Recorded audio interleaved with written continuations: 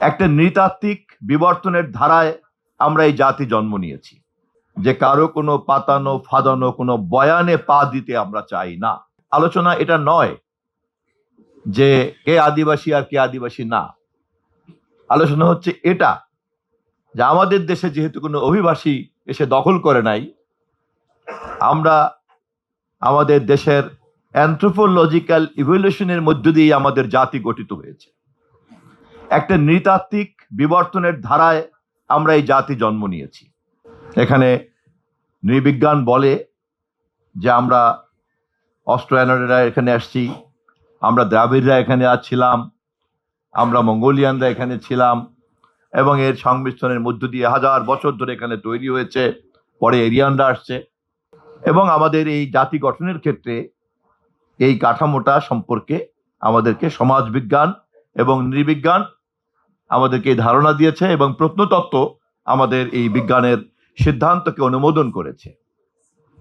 অতএব আমি জাহাঙ্গীরনগর বিশ্ববিদ্যালয়ের শিক্ষকের সঙ্গেই প্রতিধ্বনি করে বলতে চাই যে এই পুরো বিষয়টি উপস্থাপন করার ক্ষেত্রেই কিন্তু সতর্ক থাকতে হবে যে কারো কোনো পাতানো ফাদানো কোনো বয়ানে পা দিতে আমরা চাই না।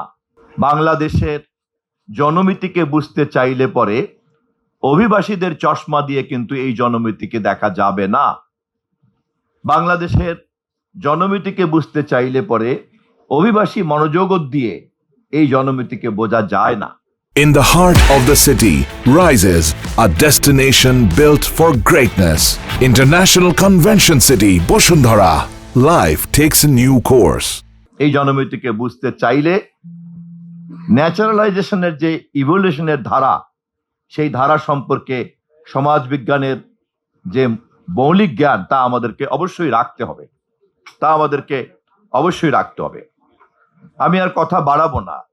কাল্পনিকভাবে যদি আমরা ধরে নেই যে রেড ইন্ডিয়ানদের ওই রাষ্ট্র কেউ দখল করেনি, ওই জমি কেউ দখল করেনি, মার্কিন যুক্তরাষ্ট্রের জন্মলগ্নে যে ইতিহাসটা শুনেছি আমরা আমাদের বোঝার সুবিধার্থে যদি ধরে দেই যে ইতিহাসে ওই ঘটনাটি ঘটেনি, তাহলে সেখানে কিন্তু রেড ইন্ডিয়ানদের একটা রাষ্ট্রই কিন্তু থাকতো।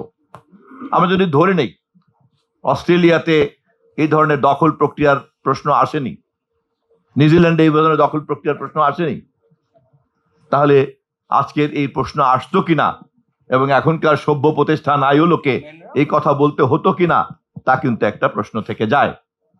অতএব বাংলাদেশের মাটিতে থেকে আমি যখন আমাদের হাজার বছরের ঐতিহ্যের যে প্রেক্ষাপটে আমাদের নৃবিজ্ঞান, আমাদের নৃজাতি যেভাবে গড়ে উঠেছে, তার মধ্যে অবশ্যই মনোলিথিজম নাই, এককত্ব নাই, এখানে নানান রকম নৃতাত্ত্বিক ভাগাভাগি আছে, এবং তাকে সম্মিলিত করে আমি আমার একটা রাষ্ট্রীয় পরিচয়, আমাদের নেতা শহীদ জিয়াউর রহমান নাগরিকত্বের ভিত্তিতে জাতীয়তাবাদকে তিনি উপস্থাপন করেছেন নতুনভাবে, যা আমাদের জাতির অনেক সমস্যাকেই সংকটকেই সমাধান করেছে, এবং নাগরিকতার ভিত্তিতে এই বাংলাদেশি জাতীয়তাবাদী হচ্ছে আমাদের এই মুহূর্তের পরিচয়।